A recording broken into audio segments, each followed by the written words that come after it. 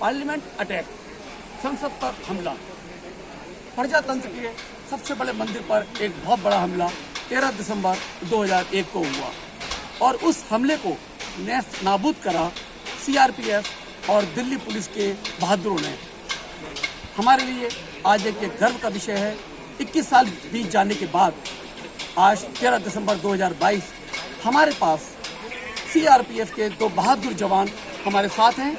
Shri D Santosh Kumar जिनको शौर्य चक्र मिला और श्री श्यामवीर सिंह जिन्होंने भी शौर्य चक्र मिला और जिनके अदम्य साहस की वजह से आतंकवादियों के जो उनका सोच थी वो विफल हुई। तो आइए बात करते हैं। सबसे पहले मैं संतोष कुमार जी से बात करता हूं।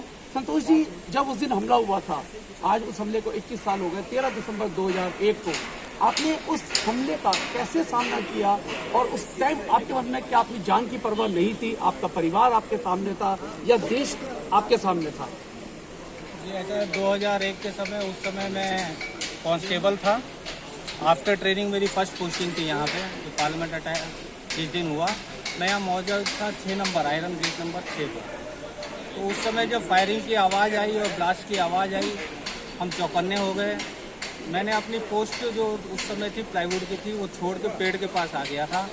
पेड़ के पास से बिल्डिंग गेट नंबर 9 की तरफ जो आतंकवादी भागते हुए आए थे 4, उनमें से 3 को मैंने उस समय मार गिराया था वहाँ पे, और एक आतंकवादी था जो आगे भाग गया, जिसको बिल्डिंग गेट नंबर 5 पे हमारे दूसरे साथी जवानों ने मार गिराया था। और सर, रही मरने जीने की बात, तो उस समय जब फायर चलता है तो उस समय फौजी को समझ में नहीं आता, अपने आप को ध्यान नहीं देता है। वो सबसे पहले सोचता है कि किस तरह सबसे पहले उसको मारा जाए, खुद को भी गोली लग जाए या कुछ हो जाए, तो उस समय ये सब चीज़ें दिमाग में आती नहीं। आज इस हमले को 21 साल हो गए हैं। आज के परिदृश्य में आप कैसा देखते हैं? आज उसी जगह पर आप खड़े हैं, कैसा अनुभव कर रहे हैं आज आप? बात तो सही है, 21 साल हो गए हैं। ऐसे लगता है कि अभी कुछ ही समय हुआ है। अब उस समय के मुकाबले देखा जाए तो अब सुविधाएं बहुत बढ़ गई है। उस समय इतनी सुविधाएं नहीं हुआ करती थी, और सिक्योरिटी के लिहाज से भी बहुत अच्छा पार्लियामेंट के अंदर उसका सुधार हुआ है। और उसके बाद पीडीजी हमारी सीआरपीएफ की बटालियन जो खड़ी हुई थी, वो भी बहुत अच्छा ड्यूटी दे रही है। पार्लियामेंट के लिए ही वो स्पेशली ड्यूटी के लिए तैयार की गई है। अभी भी कोई किसी को डरने की ज़रूरत नहीं है। जब तक सीआरपीएफ है तब तक किसी को कुछ नहीं हो पाएगा। हमारे साथ श्री श्यामवीर सिंह साहब भी हैं, जिनको शौर्य चक्र मिला था, जिन्होंने भी इस हमले को नेस्त नाबूद करने में अपनी अहम भूमिका निभाई थी। तो श्यामवीर साहब, आप मुझे बताएं, उस दिन जब हमला हुआ था आपकी कहाँ ड्यूटी थी और आपने कैसे उस हमले को विफल किया?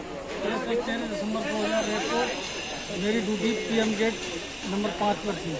बिल्डिंग गेट नंबर 5 जहाँ PM साहब की गाड़ी आती है, और मैं वहाँ पर खड़ा हुआ था। तो वहाँ पर जो है सब करीब 11:15 बजे एक बार फायर की सी आवाज़ आई।